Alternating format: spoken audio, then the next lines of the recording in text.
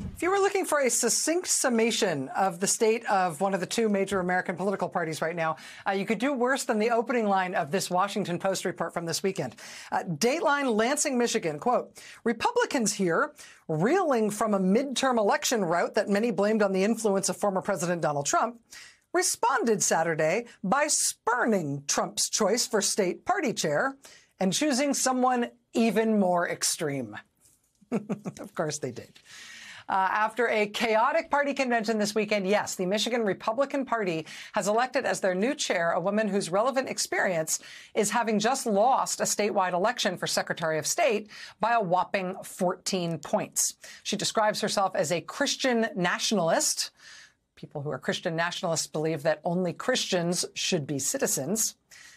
She believes that demonic possession is not only real, but contagious.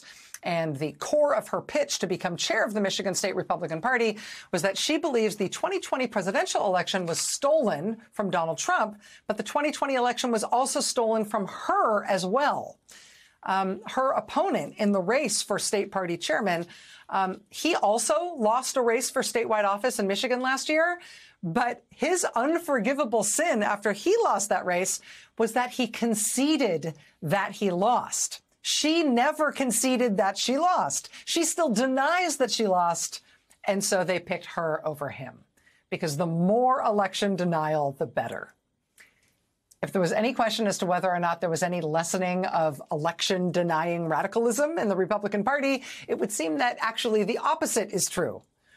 At least in Michigan, but it's not like Michigan is an outlier here. Take, for example, the state of Georgia. We've now learned that in Georgia, their state Republican Party is paying the legal bills of most of their fake electors. These are the people who are facing potential criminal prosecution now for having signed forged documents that were then sent to Congress and the National Archives, forged documents claiming that Trump won their state, even though Trump didn't win their state. The state party is apparently behind them all the way for having done that. And we now know, thanks to the Atlanta Journal-Constitution, that the state party has already paid out over $200,000 for their legal bills. Perhaps that's because one of the fake electors is the state party chairman of the Republican Party in Georgia. But there's one other of these that I think goes with it in Washington, and it concerns Republican Speaker of the House Kevin McCarthy. Today, Axios was first to report that Speaker McCarthy has decided to hand over all the Capitol security camera footage from the January 6th attack. This is 41,000 hours of footage.